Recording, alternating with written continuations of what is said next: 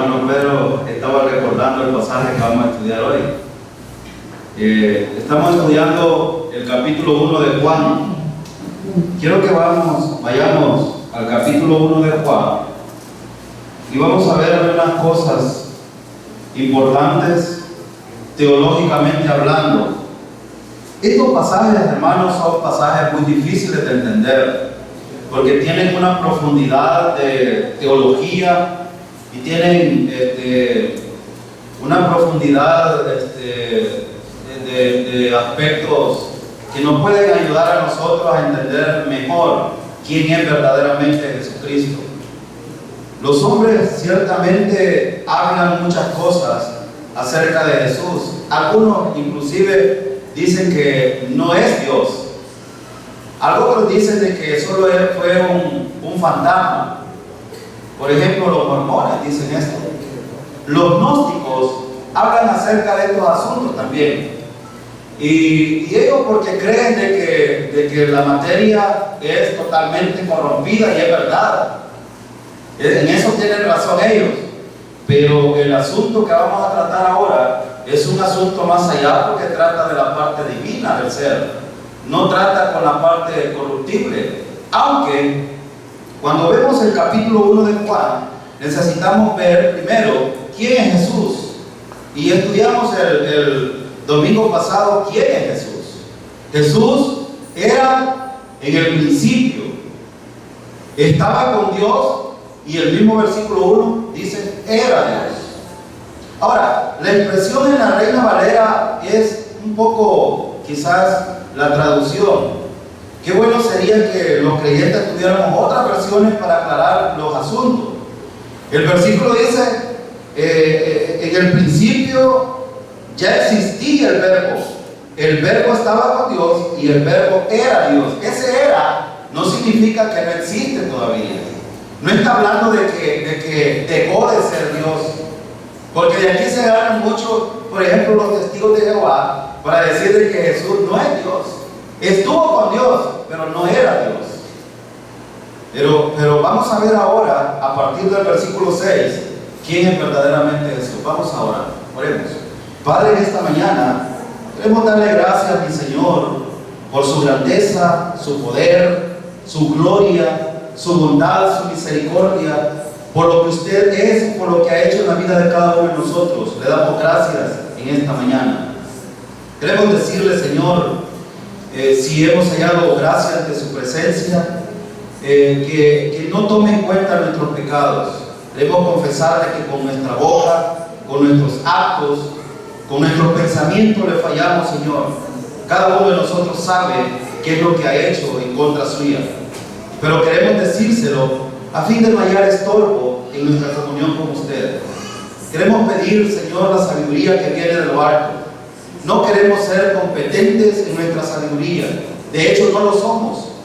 La competencia que nosotros tenemos proviene de usted. Por eso pedimos sabiduría, Señor, en esta mañana, para entender su palabra, pero no solo para entenderla, sino para aplicarla a nuestro diario vivir.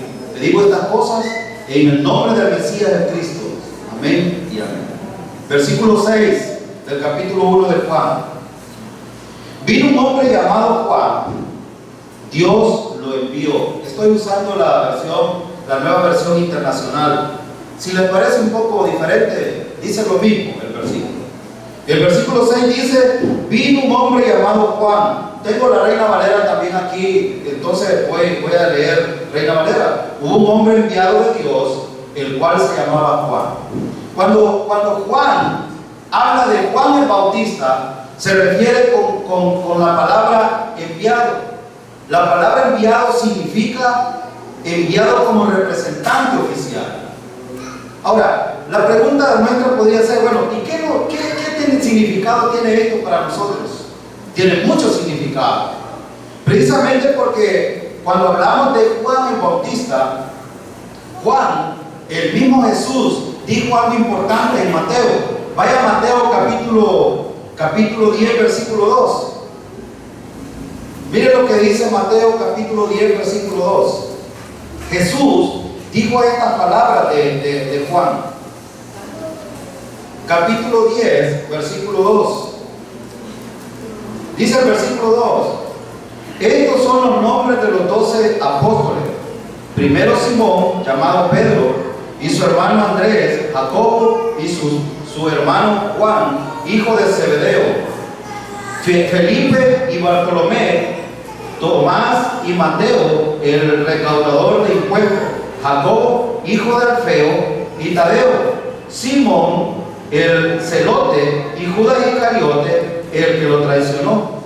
Jesús envió a estos 12 con las siguientes instrucciones: no vayan entre los gentiles, ni entren en ningún pueblo de los samaritanos. Vamos a leer hasta ahí. ¿Por qué hemos leído este pasaje? Porque encontramos en este pasaje también que los apóstoles fueron enviados. Ahora, ¿cómo fueron enviados los apóstoles? Fueron enviados con autoridad, fueron enviados con una representación oficial. ¿Y a quién representaban? A Jesucristo. En el contexto de Juan el Bautista, leemos en el capítulo 10, versículo 2, y Mateo 11, vaya a Mateo 11 ahí cerquita. Mire lo que dice Mateo 11, versículo 11. Mire lo que dice acerca de Juan. Les aseguro que entre los mortales no se ha levantado nadie más grande que Juan el Bautista. Sin embargo, el más pequeño en el reino de los cielos es más grande que él. Ahora, ¿de quién está hablando aquí?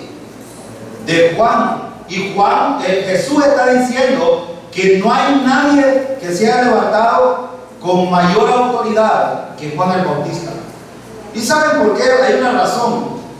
La razón es porque Juan el Bautista vino a cumplir una profecía hecha en Malaquías capítulo 3, versículo 1. Voy a leerlo rápidamente. Dice: he aquí, yo envío mi mensajero, el cual preparará el camino delante de mí.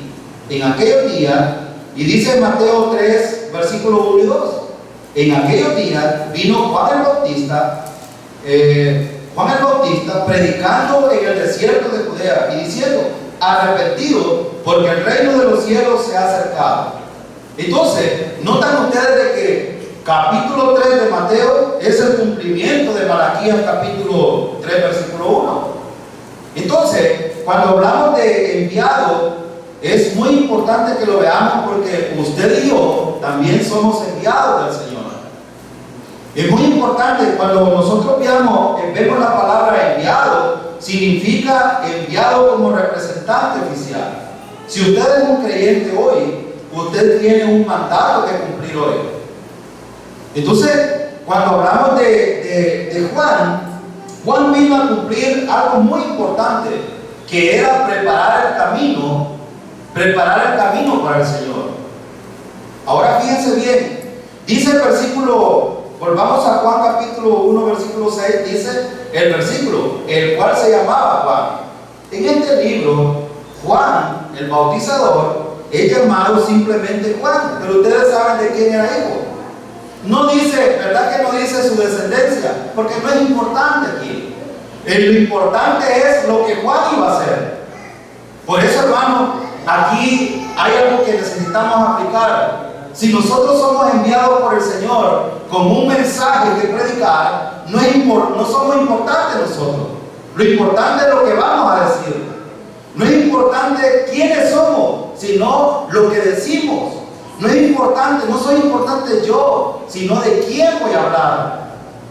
Algunas veces cuando nosotros hablamos ciertamente de nosotros, pero a veces nosotros no somos muy suficientes, digamos, con un buen testimonio claro para poder hablar de nosotros. Porque todos tenemos problemas. Y cuando digo todo, estoy hablando de mí también. ¿O no, hermano? No tenemos problemas todos. Todos tenemos problemas. Por eso es que cuando vamos con un mensaje específico, necesitamos hablar el mensaje que necesitamos decir. Porque no se trata de nosotros. El evangelismo no es un asunto de nosotros, es un asunto de Dios y los hombres. Por eso, cuando vamos a hablar del evangelio, necesitamos decir lo que Dios nos mandó a decir. Los jóvenes van a empezar a estudiar el capítulo 3 de Jonás. ¿Y ustedes recuerdan Jonás? Jonás en primera instancia, cuando Dios le dijo en el capítulo 1, ve y dile a Nínive, pueblo corrupto y perverso, que se arrepientan. ¿Y qué hizo Jonás? Desobedeció, se escondió, quiso presentar a Dios como que si Dios es tonto. Hermano, a veces así actuamos nosotros también. A veces queremos escondernos porque no queremos dar testimonio de Jesucristo, pero no podemos hacerlo. De otra manera, si usted es creyente y ha confiado en Cristo como su Salvador, necesita hacer la obra que Dios le ha encomendado, porque si no, ya vimos en Isaías qué ha de pasar. Isaías capítulo 30 es un capítulo muy fuerte para el pueblo de Israel, pero también para nosotros. Los que estuvieron en el estudio en la mañana con Isaías pueden darse cuenta que a veces nosotros todavía somos mayormente insensatos que el pueblo de Israel, porque tenemos las instrucciones de la palabra. Pero, hermanos, yo estaba pensando cuando el hermano Jorge estaba enseñando ahora en la mañana, a veces nosotros queremos darle gracias a Dios, pero ofendiendo a Dios. No sé si me explico lo que estoy diciendo.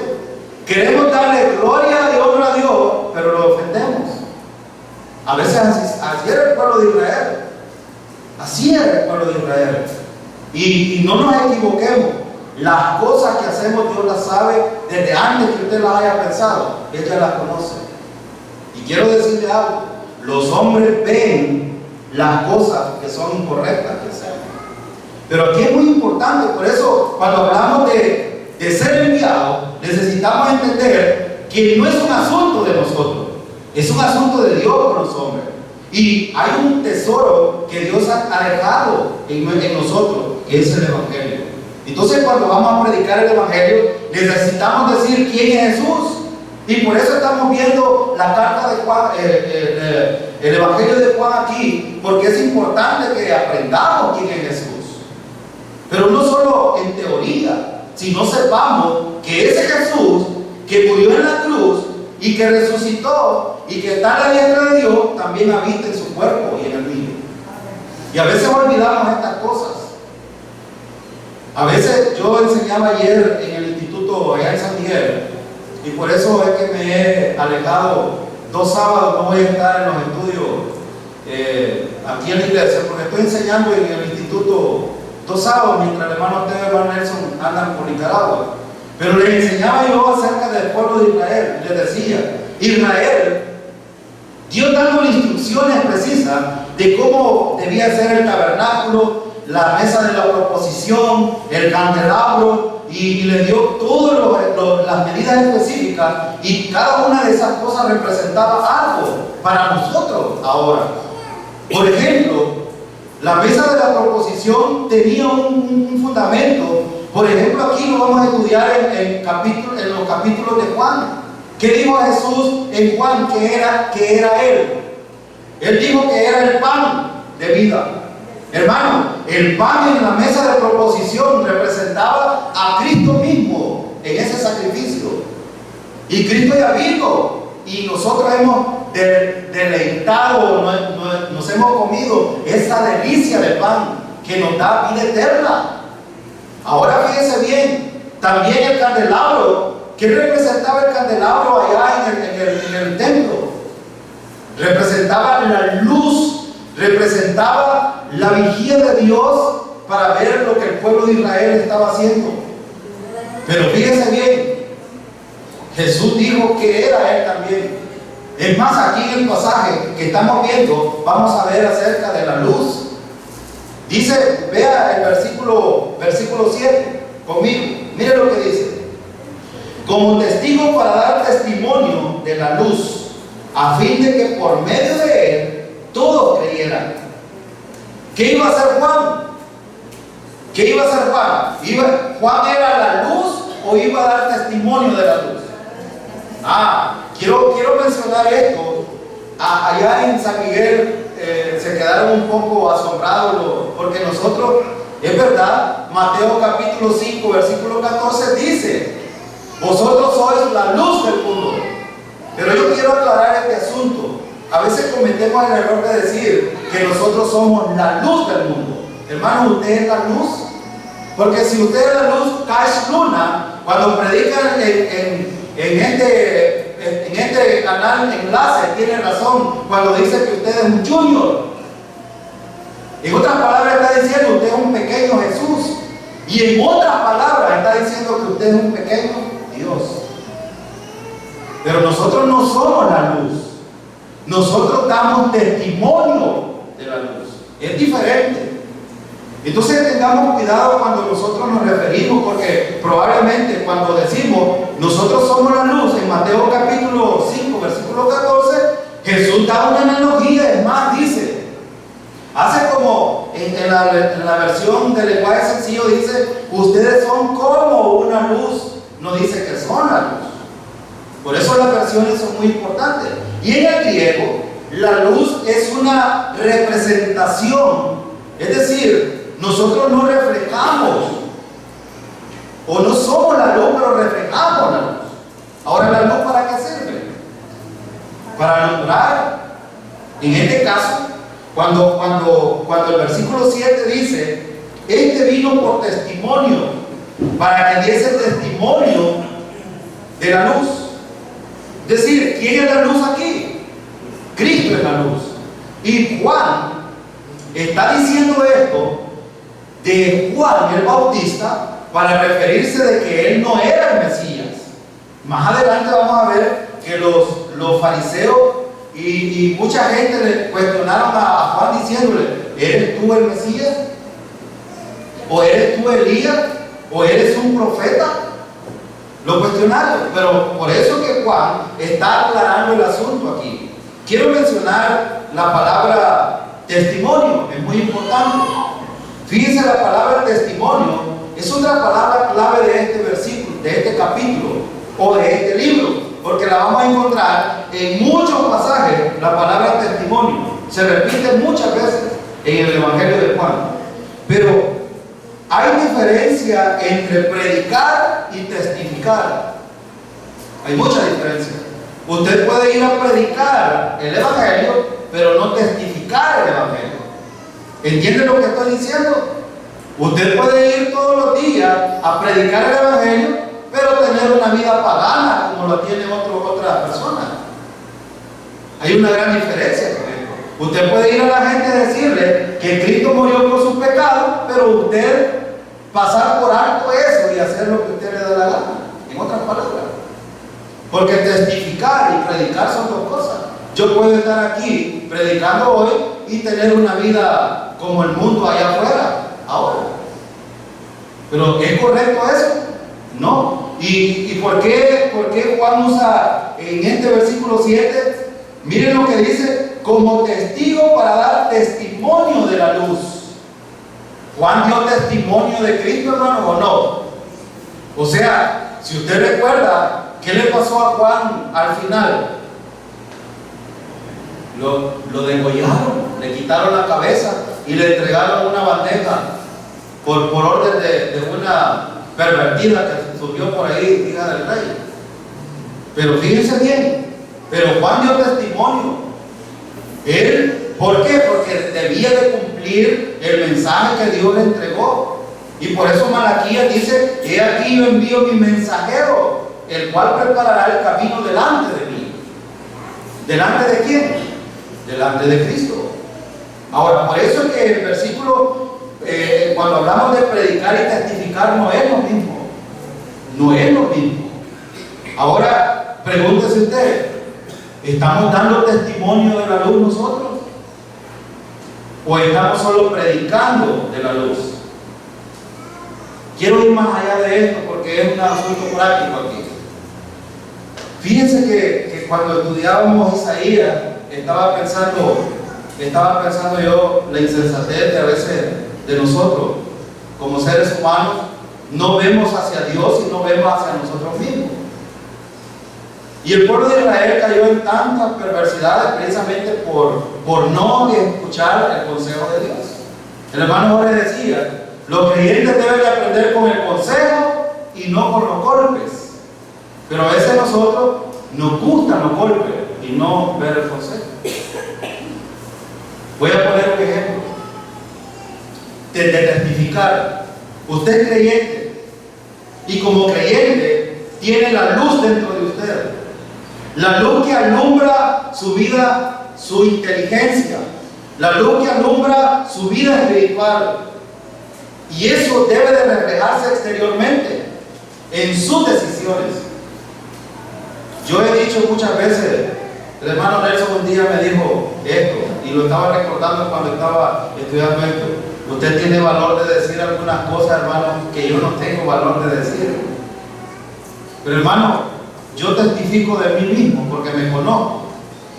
Y no voy a decir que soy lo mejor. Al contrario. Al contrario. A veces mis pensamientos me delatan a tal punto que me doy cuenta que soy insuficiente totalmente. No soy nada. Necesito de Dios. Como todos necesitamos de Dios. Pero aquí hay un asunto importante. Todos tenemos este problema. Todos tenemos este problema. Pero cuando hacemos cosas mezcladas con el mundo, es donde tenemos que tener cuidado. Y yo no sé lo que ustedes hacen. Sé lo que yo hago y me conozco. Y sé que también tengo una puerta abierta para decir al Señor: fallé, he hecho mal. Pero hermano, capítulo 3 de Jonás, los jóvenes van a aprender que siempre Dios da una segunda oportunidad a los creyentes. Y si hay algo, hermano, que usted está haciendo que no es correcto delante de los ojos de Dios, vuelvo a repetir las palabras que dije anteriormente. Queremos darle gracias a Dios, pero ofendiéndolo. Cuando vamos a dar gracias a Dios y gloria a Dios, a veces las palabras son bonitas, es decir, y no lo voy a decir por lo que el hermano ahora dijo anteriormente. A veces nosotros tenemos la palabra por tradiciones, que sea para honra y gloria del Señor. Pero pregúntese, ¿la honra y gloria del Señor se le da con la boca o con los hechos?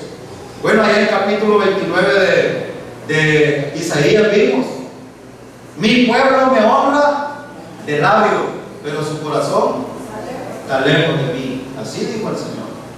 La cosa no es decir las cosas. ¿Qué de mi conducta?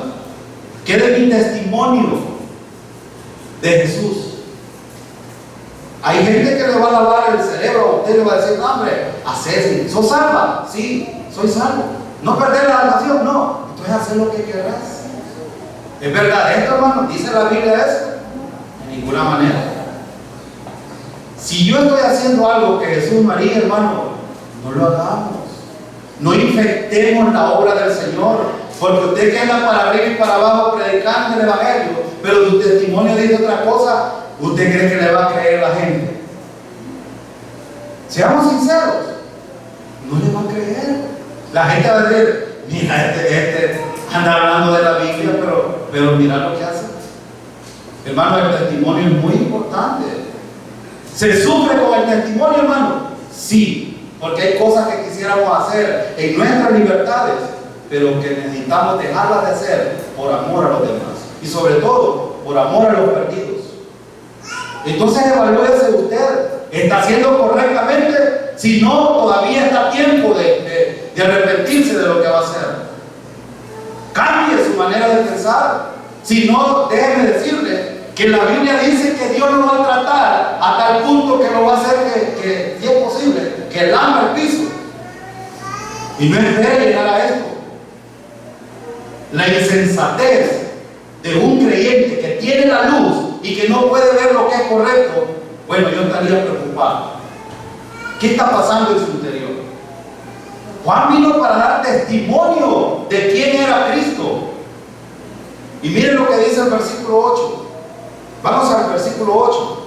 Miren lo que dice. Juan no era la luz, sino que vino para dar testimonio de la luz. Si usted no entiende este versículo, entonces, hermano, hay un problema de entendimiento entonces. Pero el versículo es bien claro: usted no es la luz, pero usted tiene la luz y necesita dar testimonio de la luz. Pero ya dije, el testimonio se da con conducta, con su conducta. El testimonio se da con la palabra del Señor. El testimonio se da con la vida práctica, con lo que yo hago. El testimonio puede ser público. Y van a perdonar lo que voy a decir. Ojalá que el sábado, que haya alguna actividad, no se deje en tela de juicio el testimonio de Cristo aquí. Ojalá. No me importa, yo le decía, pastor, a mí no me importa que hablen de mí. Me interesa que hablen del que me salvó. Porque si hablan de Cristo, hermano, déjenme decirles que todos estamos perdidos. Entonces hay que tener cuidado con lo que hacemos. Entonces, fíjense que Juan, Dios dijo quién era él. No le interesó. Es más, si nosotros viéramos a Juan hoy en día vestido con un vestido de pelo de camello y casi desnudo en el Jordán bautizando, y la gente por eso es que no vio la luz, porque este está loco. Pero vieron muchos que creyeron en el mensaje de Juan, hermano, ¿o no? Sí, muchos creyeron, pero la mayoría rechazaron el mensaje. No lo vieron. Y es lo que vamos a ver en los siguientes versículos. Pero fíjense bien, el Juan, a pesar de lo que la gente decía, siguió dando testimonio de Cristo. Ahora, no olvide esto, hermano. Jóvenes que están aquí, de buen testimonio, en las escuelas, donde se reúnen. A veces nos damos cuenta de cosas que hacen que no son correctas. Piensen por un momento. Si son creyentes, hermanos, jóvenes, niños, adultos, ancianos, si somos creyentes, todos tenemos la responsabilidad de dar testimonio de Cristo. Es probable que no predique el Evangelio, pero el testimonio debe de darlo. Debe de ser la diferencia. Debe de haber una diferencia. Y si no la hacen, perdónenme, pero algo está pasando en su vida. Si no hay una diferencia en la vida de uno que ha confiado en Cristo como su Salvador, entonces algo está pasando en su vida. Hay una enfermedad espiritual, o verdaderamente es un religioso, o tiene una costumbre de venir al templo. Yo siempre he dicho, a veces nos enfocamos en esto. Las flores se ven bonitas aquí, y no voy a criticar a que no se pongan, ¿cómo no? A mí me encantan las flores. Me encanta. Pero hermano, ¿de qué serviría que la iglesia se preocupara por la parte externa y la estética del templo, cuando este templo donde mora Cristo lo tenemos descuidado? Lo olvidamos, no nos importa y hacemos changonetas con nuestra vida, y nuestro testimonio hacia los demás no se logra ver. Perdonen si soy un poco duro con esto, pero hay algo importante, hermano, que yo no estoy aquí para agradar a nadie. Estoy aquí para predicar la palabra del Señor. No estoy para si usted hoy se va enojado conmigo, perdónenme, pero vean lo que la palabra dice. Necesitamos dar testimonio de quién es Jesucristo.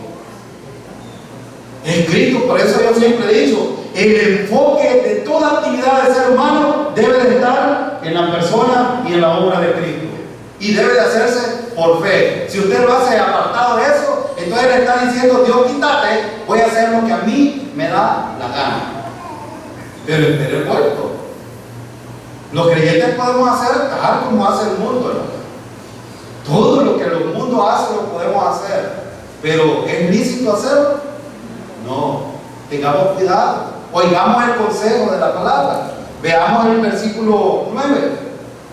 Miren lo que dice el versículo 9. Y aquí quiero que veamos algo importante en el versículo 9.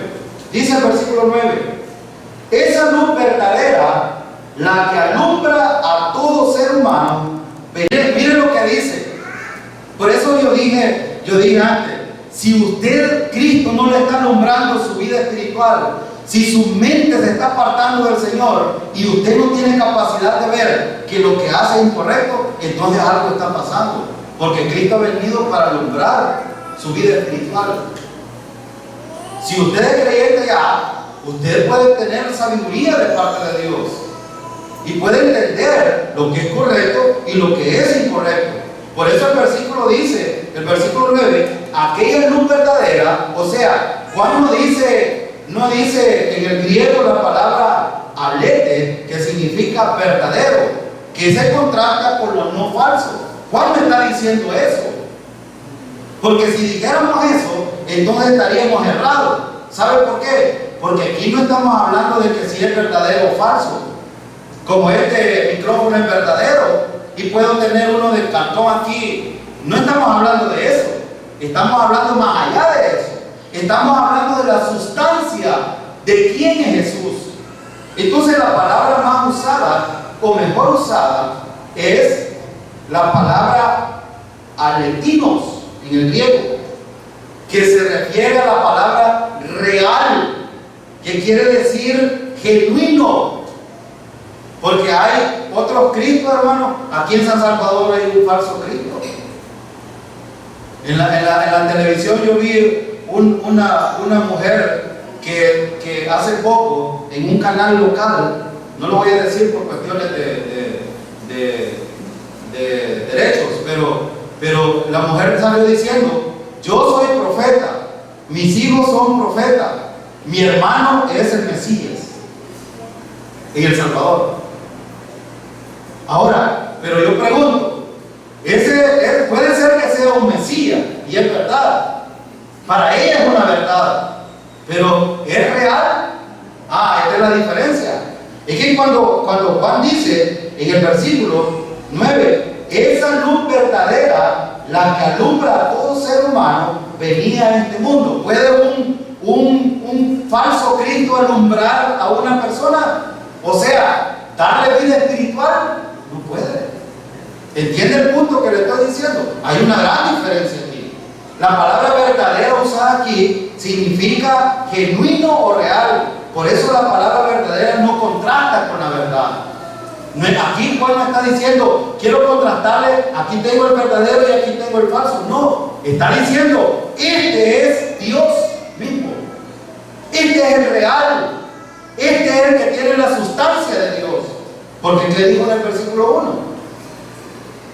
En el principio era el verbo estaba con Dios y el verbo era. Entonces, lo que está diciendo el versículo 9 es que la sustancia o la deidad de Jesucristo es totalmente en Dios. Entonces, por eso, cuando nosotros hablamos de este versículo aquí, necesitamos ver la palabra en el griego. La palabra es aletinos, o sea que significa real, genuino, porque hay muchos. Bueno, Kais Luna dice que él es un pequeño Cristo, pues, y él se llama Junior. Usted es un Junior.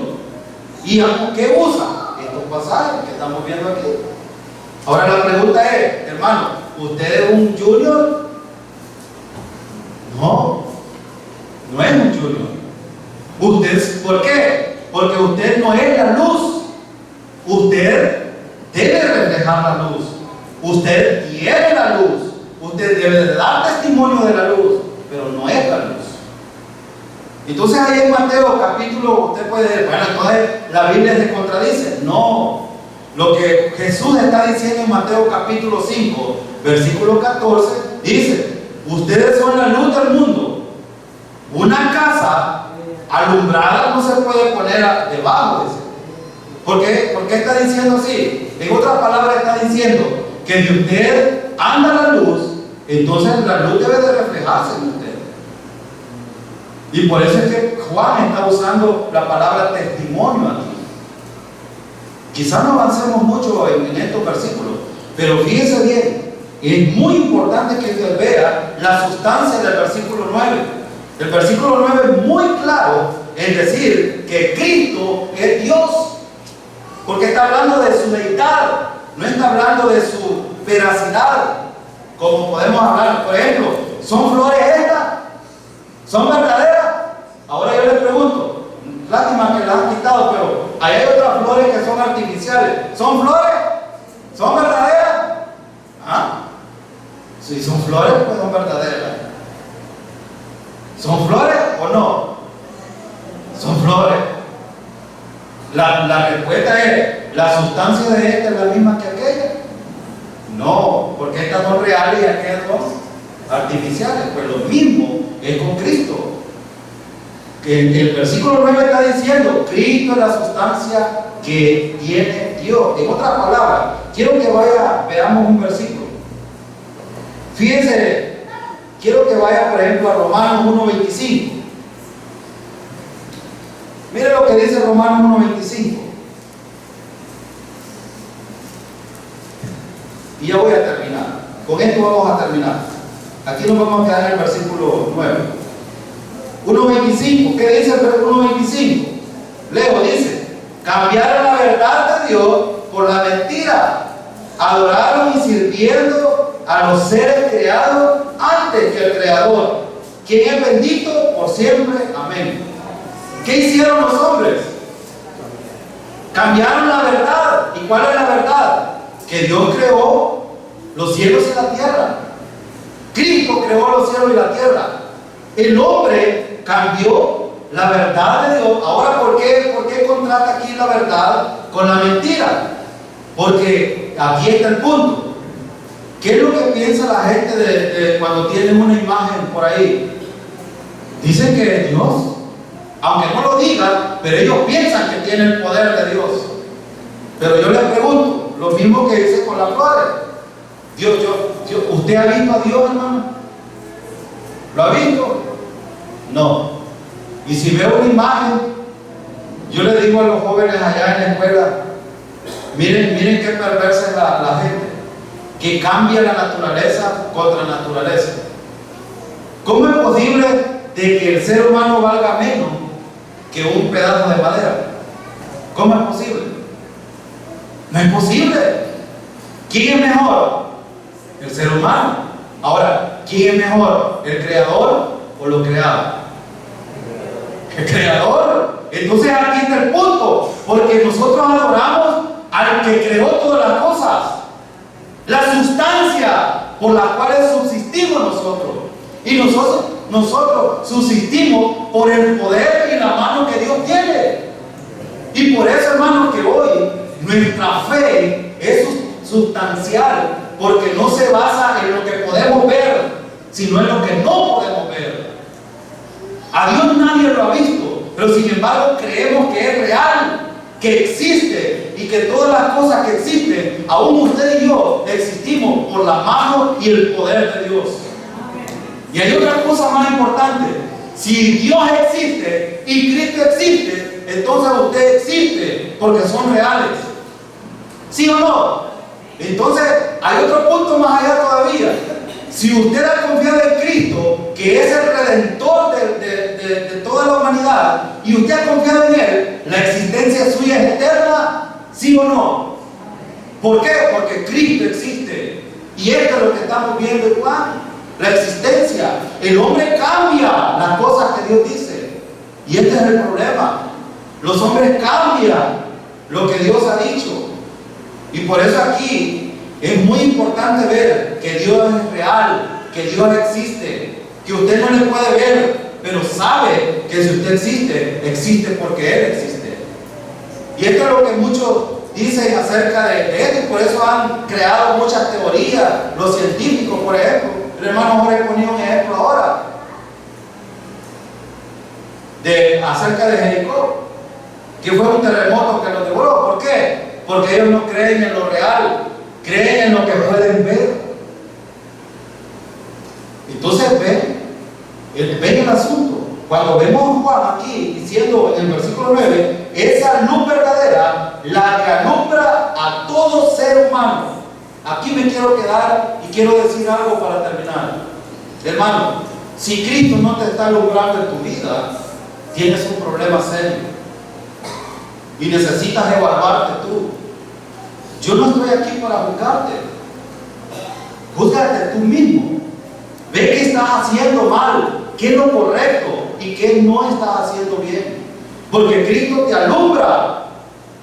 Y sobre todo, recuerde, Cristo vive en nuestro interior.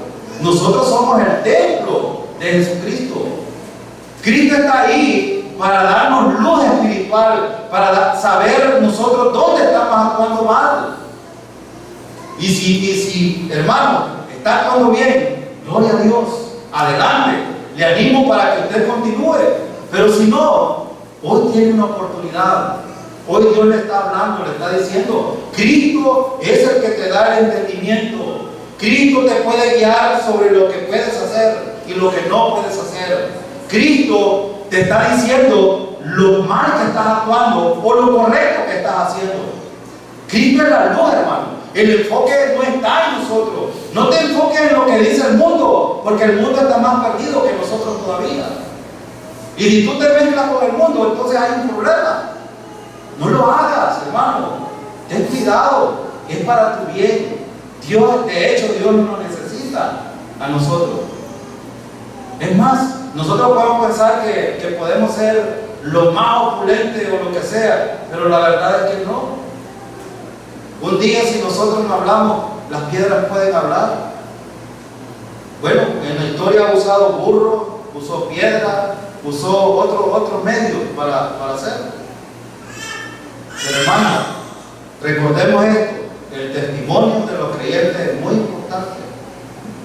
Y si Cristo es la luz, y fíjense bien, aquí el versículo está diciendo, esa luz verdadera es la que alumbra a todo ser humano, no está hablando solo de nosotros, los creyentes, está hablando a cualquier otra persona. Entonces ven el punto, que cuando predicamos no se trata de nosotros, se trata de Cristo. El mensaje debe de ser de Cristo. La gente no se salva por ni su vida moral, ni su vida religiosa. Eso no cambia nada. Cambia tal vez la parte exterior, pero espiritualmente no cambia nada. Pero Cristo sí puede hacer cambiar a las personas, porque Él es la luz. Él alumbra en la mente espiritual de las personas. Por eso, hermano, cuando vamos a predicar el Evangelio, debe ser el poder del Espíritu Santo para que Él sea quien haga su trabajo. Y necesitamos hablar las palabras que Pablo y que el Señor dijo que necesitamos hablar. Que Cristo murió por nuestros pecados, que fue sepultado y resucitó al tercer día. Él fue nuestro sustituto. Somos salvos por gracia, no por los méritos humanos. Pero Cristo es el que alumbra la mente del ser humano. Entonces necesitamos hacer esta obra nosotros. Y si no la hacemos, entonces ¿quién la va a hacer? Pues necesitamos hacerla nosotros. Hermano, yo animo a la iglesia a que tenga un tiempo de reflexión en este punto, porque es muy importante. Si Cristo es la luz y usted tiene la luz, entonces debe reflejarse esa luz. Por ejemplo, lo que trabajamos en la escuela, ¿ustedes creen que es fácil como creyentes estar en una escuela? No es fácil como creyentes. Como persona cualquiera puede estar, pero como creyente no es fácil. Porque hay muchas cosas que usted tiene que decir sí y hay muchas cosas que tiene que decir no, por testimonio. A mí me ha pasado. En la escuela a veces me han tratado de buscarme la vuelta para que en los actos donde van a poner música, como pues sí, yo tengo la habilidad de manejar equipo y siempre me van a decir, usted pónganos la música. Y les digo, no, lo siento mucho. Pónganme otra actividad a qué hacer. ¿Y por qué? No, por testimonio, porque la gente sabe que soy creyente. Entonces si yo hasta me dan ganas de bailar ahí, ¿verdad? ¿Qué va a decir la gente de mí? Si a veces en las escuelas del Padre me toca dar charlas y hablo del Evangelio, y después ¿qué va a decir la gente de mí? Este es un charlatán. Entonces no es fácil como creyente estar en una institución. Nosotros sufrimos, pero Pedro dice que si sufrimos por la causa de Cristo, bienaventurados somos. Amén, hermano.